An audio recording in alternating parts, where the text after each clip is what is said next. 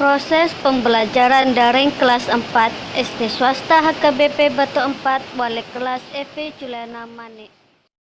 5, 4, 3, 2, 1, 0.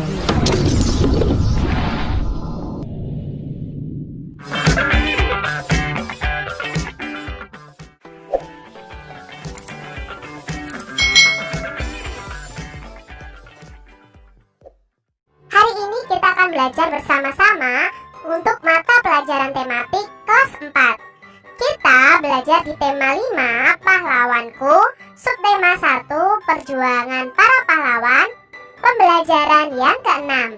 Mari adik-adik kita belajar dengan penuh semangat ya. Adik-adik, tahukah kalian siapa lagi pahlawan yang berjuang untuk mempertahankan wilayahnya?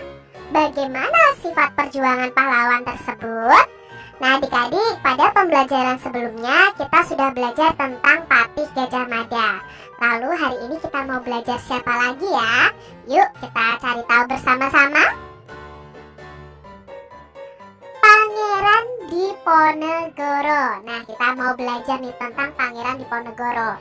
Pangeran Diponegoro ini adalah salah satu pahlawan dari Indonesia yang sangat terkenal adik-adik. Dia terkenal karena perjuangannya melawan penjajah. Mari kita cari tahu bersama-sama tentang Pangeran Diponegoro.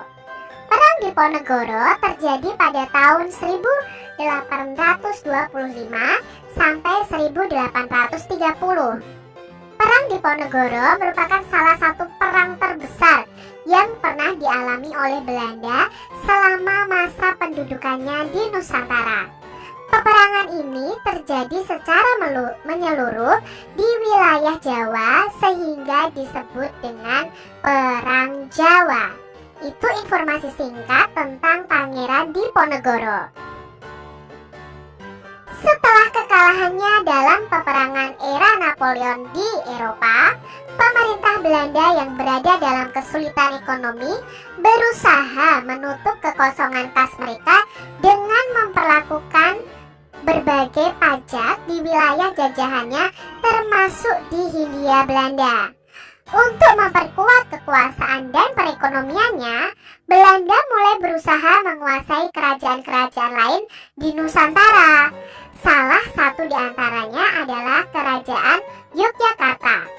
Pada pertengahan bulan Mei 1825, pemerintah Belanda yang awalnya memerintahkan pembangunan jalan dari Yogyakarta ke Magelang lewat Muntilan mengubah rencananya dan membelokkan jalan itu melewati Tegalrejo. Pangeran Diponegoro adalah putra sulung Hamengkubuwono yang ketiga, seorang Raja Mataram di Yogyakarta.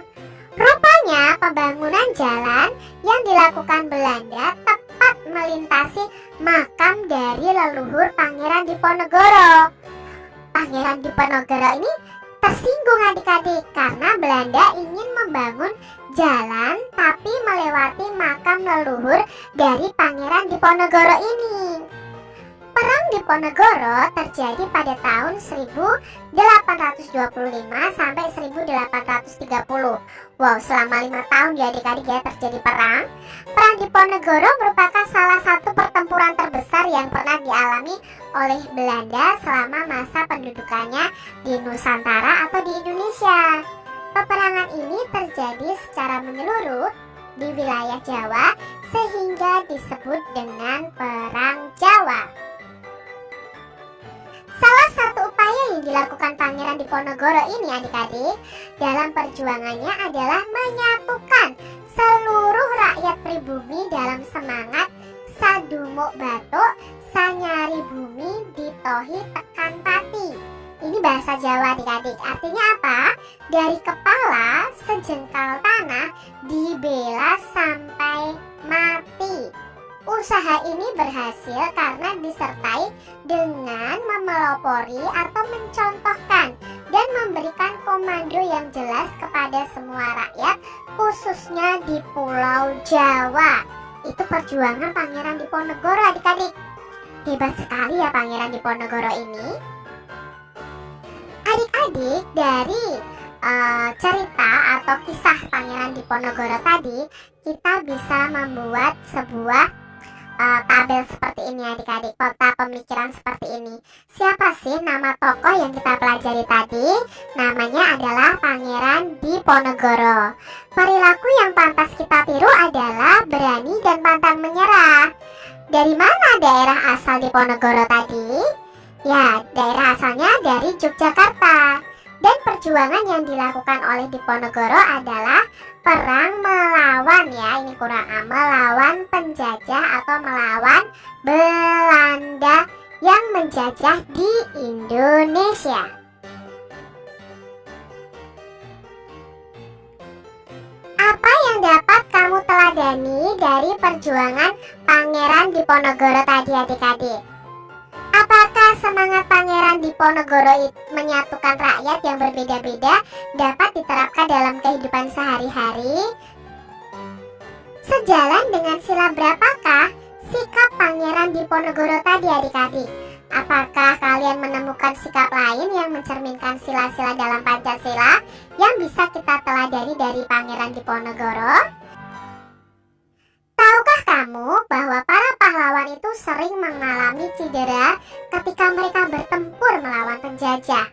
Mereka mengalami cedera mulai dari cedera yang kecil hingga cedera yang besar adik-adik. Cedera olahraga adalah cedera pada sistem otot dan rangka tubuh yang disebabkan oleh kegiatan olahraga. Nah, cedera olahraga merupakan suatu kejadian yang sangat ditakuti oleh pelatih dan atlet. Karena cedera ini dapat terjadi akibat trauma akut atau trauma yang terjadi berulang-ulang dalam jangka waktu yang lama. Jadi adik-adik, dalam kita berolahraga kadang kita bisa cedera. Nah, untuk menghindari cedera itu bisa kita lakukan pemanasan sebelum kalian berolahraga. Biasanya saat terkilir, orang akan langsung berpikir untuk menanganinya dengan mengurut. Padahal cara tersebut justru membuat luka kita menjadi lebih parah. Metode sederhana yang dapat dilakukan untuk menangani memar dan terkilir yaitu, nah adik-adik, siapa yang pernah terkilir kakinya?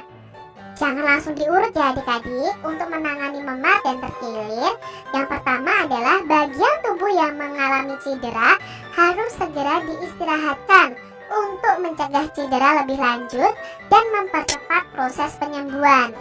Istirahatkan bagian tubuh yang cedera ini segera setelah kejadian selama 15 menit atau hingga rasa nyerinya menghilang. Siapkan es batu di dalam kantong plastik, kemudian bungkus dengan handuk dan tempelkan pada bagian yang cedera. Cara ini untuk membatasi pembengkakan dan mengurangi rasa nyeri. Langkah berikutnya adalah siapkan perban elastis, kemudian lilitkan pada bagian yang cedera ya, lilitkan pada bagian yang cedera. Jangan terlalu ketat karena bisa menimbulkan rasa baal atau mati rasa, kesemutan, dan meningkatkan rasa nyeri. Biarkan bagian yang dicedera ini dikompres 24 jam atau sampai rasa nyerinya menghilang. Bisa juga meninggikan posisi bagian tubuh yang cedera sehingga lebih tinggi daripada posisi jantung kita. Cara ini untuk mendorong cairan cepat keluar dari daerah yang membengkak dan membantu pembuluh darah vena mengembalikan darah dari area cedera ke jantung, sehingga mencegah terjadinya penggumpalan darah di area cedera. Nah, ini adalah langkah-langkah dalam mengatasi cedera tersebut, mulai dari langkah awal sampai akhir. Harus istirahat, dikompres, lalu diperban, dan meninggikan posisi kaki kita. Itu kalian bisa praktekkan ketika kalian atau teman kalian atau keluarga kalian mengalami terkilir pada kaki mereka. Demikian tadi adik-adik pembahasan kita di tema 5, subtema 1 pembelajaran yang ke-6.